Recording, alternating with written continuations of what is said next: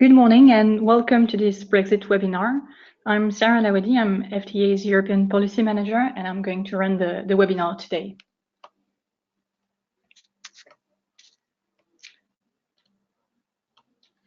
To start with, let me take you through what we are going to cover today in the webinar.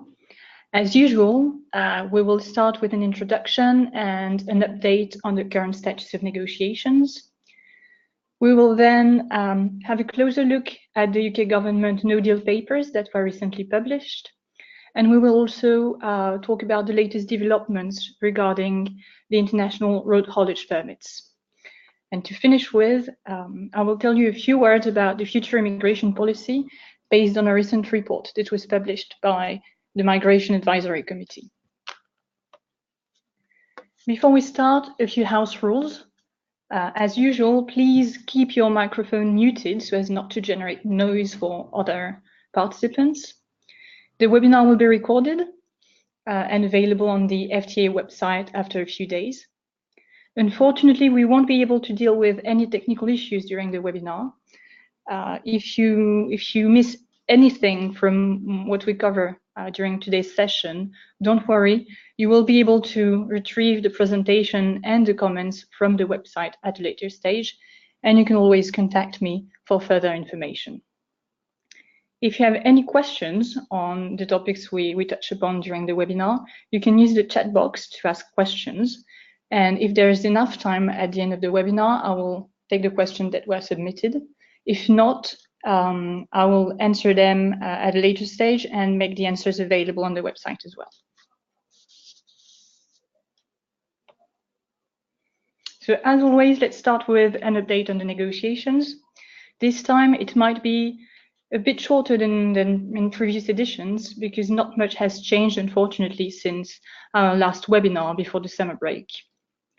Just as a reminder, the withdrawal agreement is the instrument needed to secure a transition period, and its content is to a large extent agreed, but the Irish border remains the biggest stumbling block.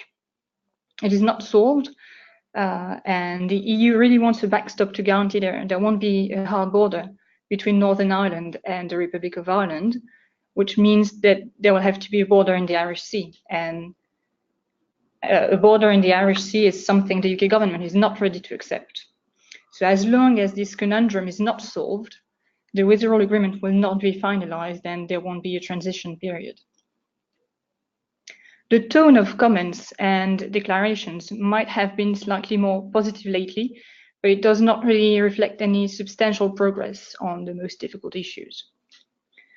EU leaders are meeting this week in an informal summit in Salzburg in Austria. So it's just an opportunity for them to have in-depth conversation on the future relationship, but it's unlikely to result in major changes in Michel Barnier's mandate. And it's not Brexit is not a topic for decision on their agenda. You may remember that the EU's reaction to the Chequers plan was not enthusiastic on substantial parts of the white paper, such as the facilitated customs arrangements or the common rulebook for goods. And as this rulebook would be common for goods only, Michel Barnier's task force considers that as cherry picking. So these are the main stumbling blocks, the topics that make the negotiations very difficult at the moment. But in terms of timeline, the next council in October is unlikely to bring any breakthrough based on the current status of negotiations and discussions. But Donald Tusk confirmed on Tuesday this week that an extraordinary summit will be organized in November. So in fact, early November is likely to be the cutting point after which there won't be enough time for an agreement to be ratified on both sides.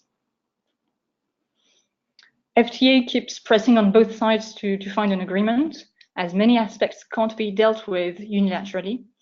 However, at present, signals are not very reassuring, and no deal is more likely than ever.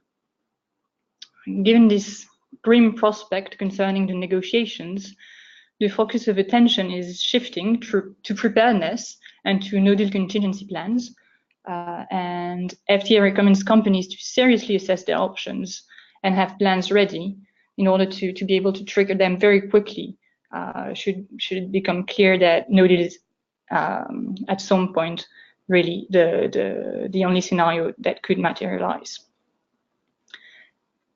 Speaking of preparedness, the recently published NoDeal Papers provide some information to start preparing, and I would like to take you through the most relevant papers for the logistics industry.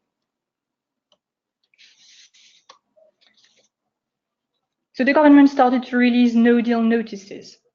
These documents outline the consequences of leaving the EU without a deal. They explore options that do not require an agreement, as well as plans B and C when such fallback solutions exist. And they provide some guidance for companies in terms of what they will need to do. In total, around 80 papers are expected to be published, and they are released in several batches. So you can see that the first batch was published in August. There was a second one just a few days ago, and more are expected until the end of September. FTA members received analysis of the first relevant papers, and FTA will of course monitor the next batch as papers on certain important topics such as road haulage are still to be published. These NoDeal papers that were already published cover various topics from customs to driving licenses, vehicle type approval, or maritime security. The list you see on screen now is not exhaustive, but it is a selection of those that are most relevant to the logistics industry. We won't have time to cover them all during this webinar, but there will be more opportunities to get information on this, and I will tell you more at the end of the webinar. And I would like to take you through some of these documents to highlight a few points. Let's start with customs. The paper on customs outlines the consequences of the UK becoming a different customs zone to the EU.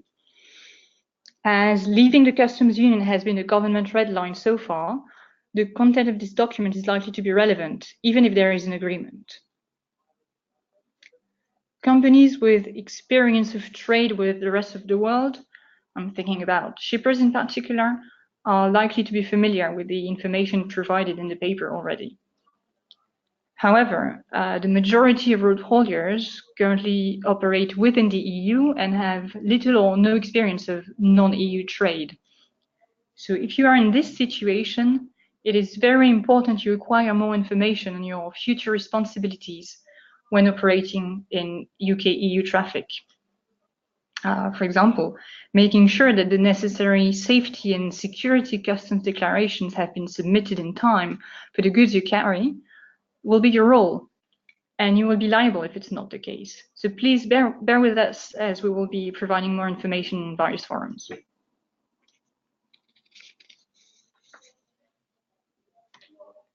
A few words now on the NoDeal notice on driving licenses. The paper explains that after Brexit, holders of a UK driving license will need an international driving permit to drive in the EU. Drivers who do not have the correct international driving permit may be turned away at the border, in addition to facing fines.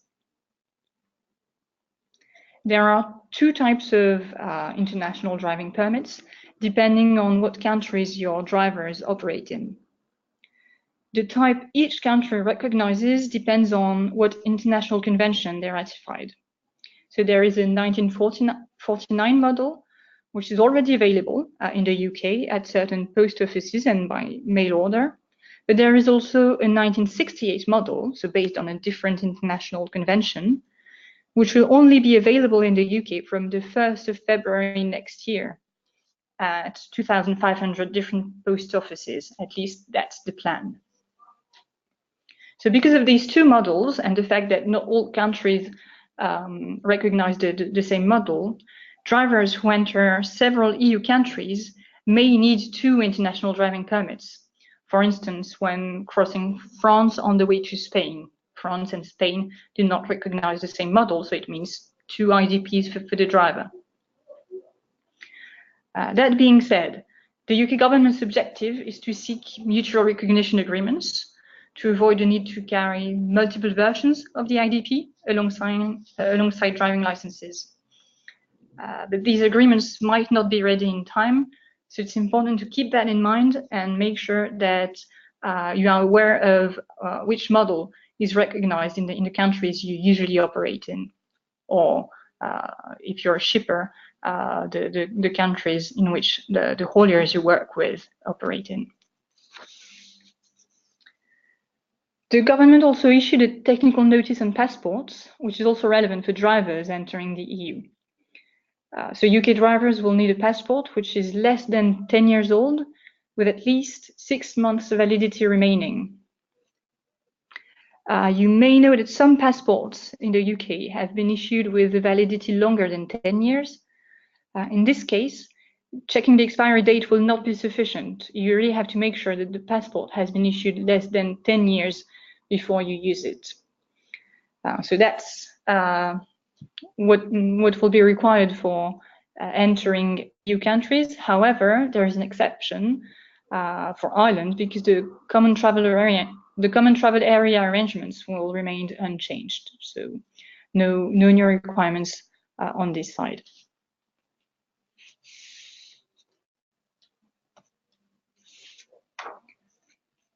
Moving on to the next paper, the UK government also published a series of notes related to procedures to import and export specific types of products. And one of these notes covers products that require conformity assessment to be placed on the market. This covers a wide range of products, from machinery and lifts to toys. So this is not exhaustive, of course, but you can get in touch with us or check the notices individually to make sure that the goods you want to import or export are part of this paper, or if they are part of another paper whereby other rules would be applicable. So looking at this one, really the ones that would apply, for example, to toys, the main messages, the main takeaways from the document are the following. For a limited time period, products that meet EU requirements will not need to be retested or remarked to be placed on the UK market. So in this direction, if your product meets EU requirements, you want to put it on the UK market, at least for a couple of years, you will be fine and you don't have to go through the same process again. Now, products that meet UK requirements and bear a UK conformity marking can be placed on the UK market as long as any third-party testing required has been carried out by the UK recognized conformity assessment body. So little change in this area too. But now, a bit more tricky, for manufacturers placing products on the EU internal market. Well, products which were tested by a UK-based notified body will need to be retested by an EU-recognized conformity assessment body before placing on the EU internal market. And in addition to that, products where third-party testing is required would need to be remarked with a new EU-recognized notified body's 4-digit number. So I know it's quite specific information. Please refer to the document if you need the detailed information, and do not hesitate to get in touch with us to ask for more information. But in the interest of time, I will stop here, and I really recommend you have a look at the various NoDeal papers that were published, and that you read those that are relevant to your activity. All papers are available on the gov.uk website. And again, please get in touch if you have any questions. Our contact details will be on the last slide, and I will also give more information on upcoming events at the end of the webinar.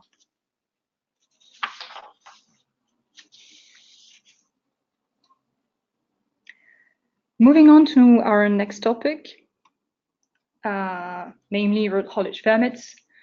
Well, those of you who participated in previous webinars may remember our briefing and updates on the road haulage bill. So the bill has now been enacted, and the secondary legislation covering criteria for permit allocation has been proposed, and it must now go through Parliament. So let's have a look at this together. If UK and EU negotiators fail to reach a mutual recognition agreement of the operator license, then a system of permits would apply. Of course, it's not the preferred option, neither of the UK government, nor FTAs, nor the favorite option of most EU partners. But still, because the negotiations depend on many other topics and that many stumbling blocks could get in the way, the UK government decided to have the systems ready to cope with the situation in which permits are required. And given the difficulties on the negotiations currently about the withdrawal agreement and the fact that a no-deal scenario is more and more likely, I cannot stress enough the need to get familiar with these systems and assess whether and how you could need to apply for permits. So the default system is the ECMT scheme, which is a system under OECD that we already presented in various instances, and which comes with strict quotas. These ECMT permits may be complemented with bilateral permits, or with EU-wide permits, or with other multi-country permits, depending on the result of negotiations with the EU and with member states. So it could be a mix of various things, but ECMT is really the only available solution that does not require new agreements. Going back to the specifics of the secondary legislation and the criteria. Well, if certain types of permits are oversubscribed, meaning that there are more applications than available permits, 4 criteria will be used to allocate permits. First criteria, that would be the intensity of use. So when applying for a permit, or for several permits, applicants will have to indicate the number of international journeys they expect to make in future, so to use with a permit. But data on previous international trips will be required too to underpin the estimate. In addition to the intensity of use, the second criterion would be the industrial sector. So this criterion will be used to ensure that all sectors of the economy have access to international haulage. However, we understand that government intends to use this criterion to actually, they intend to allocate most permits to haulage companies that serve several sectors of the economy or are really general haulage companies. For the implementation of this criterion, applicants will have to indicate if they specialize in a sector, but the permit they will get will not be restricted to that sector afterwards. So it's really about assessing what companies would get the permit, but you won't have restrictions on use afterwards. The third criterion would be vehicle emissions. But unlike the other criteria, this one would only be applicable to ECMT permits. For other types of permits, criterion 3 would be disregarded. Why is it so? Well, for ECMT permits, the Euro class of the vehicle can determine whether the number of available permits can be increased for a certain country. So there are more ECMT permits available if at least some of them are restricted to Euro 6 vehicles.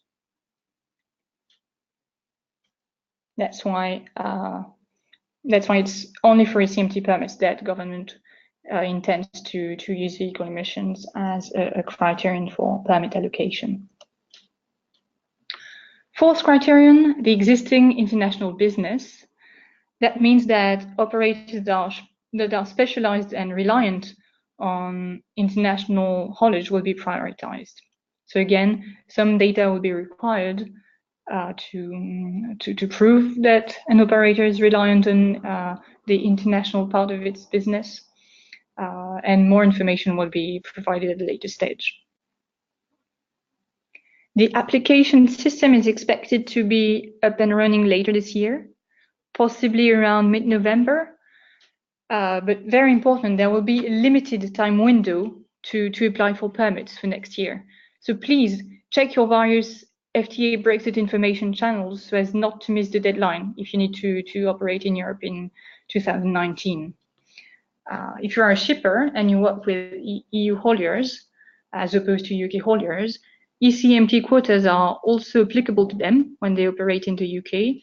So please make sure to anticipate and address market access questions with them way in advance, not to be faced with a situation where you cannot have your goods carried where you need them delivered. So that's really the latest information we have on permits. The four criteria I've mentioned and described are those that were proposed. They are not the text, the draft on the basis of which I've explained the criteria is not final yet. It has not been adopted and still needs to go through Parliament. But you can expect at least the guiding principles and the four criteria to remain relevant and to stay in the final version. Please get in touch with me if you have questions on ECMT permits. There is a trial system that government is launching now. FTA members that are subscribers to our European service received information and had the opportunity to take part in that.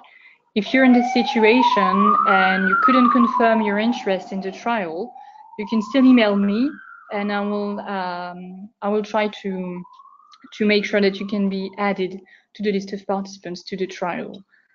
This is really a good opportunity to get familiar with the system and to provide feedback in case there are some features that are not user-friendly, or in case anything could be improved.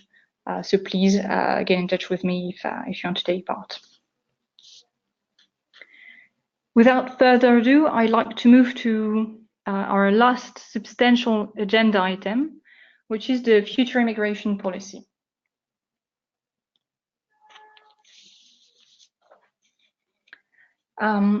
This week, I think it was on Tuesday, the Migration Advisory Committee published its long-awaited report on future immigration policy. So the Migration Advisory Committee, the MAC, is an independent body advising government, and its report contains recommendations about future immigration policy, as opposed to EU workers already based in the UK.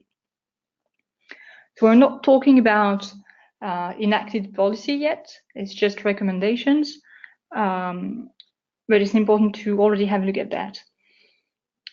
Our assessment at FTA is that the MAC recommendations completely disregard the skills shortage in the logistics industry. I'm really sorry to report that the MAC suggests not to give any preferential treatment to EU citizens over nationals from rest of the world countries, and even worse, also recommends to make it easier for higher skilled workers than lower skilled workers. And from a logistics perspective, this is highly problematic because truck drivers or warehouse operatives would not be considered highly skilled. And given that 14% of truck drivers in the UK are EU citizens and about a quarter of warehouse workers, you can imagine that any restrictions would cause disruptions, especially if shippers consider increasing their stock and warehouse space as a Brexit contingency. That means that more warehouse workers would be needed, and it's currently already difficult to find the necessary staff. So any restrictions are not welcome at all. This is on the top of our head of skills agenda. Access to skilled workers was and still is one of the 8 key asks of our Keep Britain Trading agenda, so we'll keep working on that. As I said, this is for future immigration policy. Does not affect EU workers who are already residents in the UK now. A few words on them, on their situation after Brexit. If there is a withdrawal agreement, they will be covered and allowed to stay. However, in a no-deal scenario, government announced that the UK would unilaterally give them the right to stay. However, so far, it is just a promise, and there is nothing to make it legally certain and legally binding yet.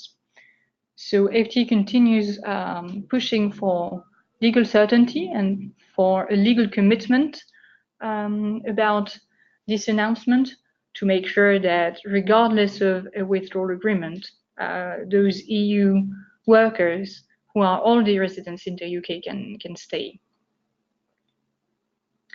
One last remark, neither the withdrawal agreement nor the government's unilateral commitment would cover seasonal workers, even though logistics strongly relies on them to cope with peaks in demand.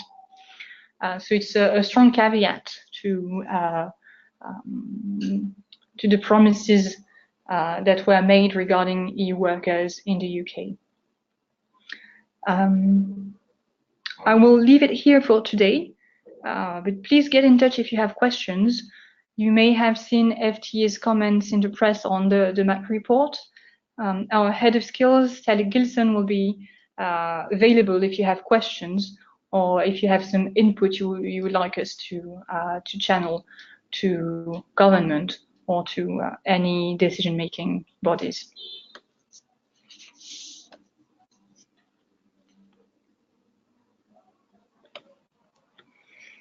Because of the format of the webinar, we couldn't go in too much detail on the various topics we touched upon, especially on the NoDeal notices, because there is really detailed information there, and it's really something you need to get familiar with. But as mentioned, there will be more opportunities to process the latest information and guidance. We are organizing a series of 3 conferences for international road operators in 3 different venues in October. So there will be one on the 1st of October in Milton Keynes. The second one will be on the 9th of October in Liverpool. And the third one on the 24th of October will take place in Brands Hatch near Dartford.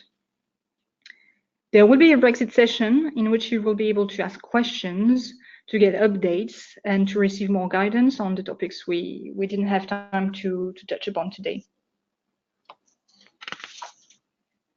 You will have expert speakers in front of you, people from various government departments and agencies who really work hands-on on delivering the Brexit plans.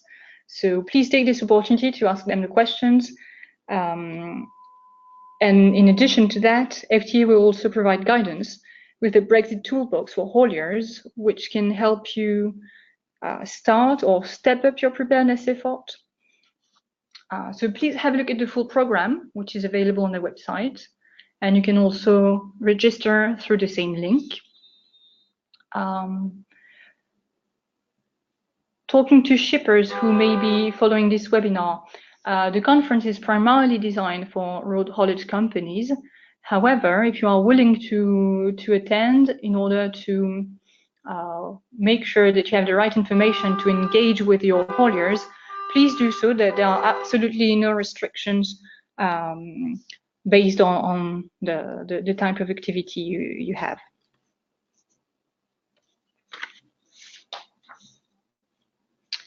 More events and activities to get the latest Brexit updates. Please register your interest in our weekly Brexit Digest.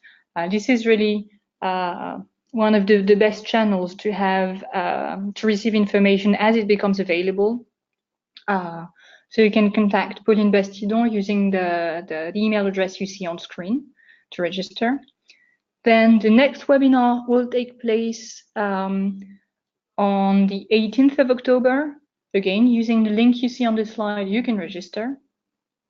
In addition to this, my colleague Alex Veach is organizing regular customs group meetings. The next one is on the 11th of October. So please get in touch with him for more information. And if you have any questions on the conferences, please visit our website or get in touch with me. That's all for today. I don't see any questions in the chat box. So thanks for your attention, and I hope to see you on the next webinar next month.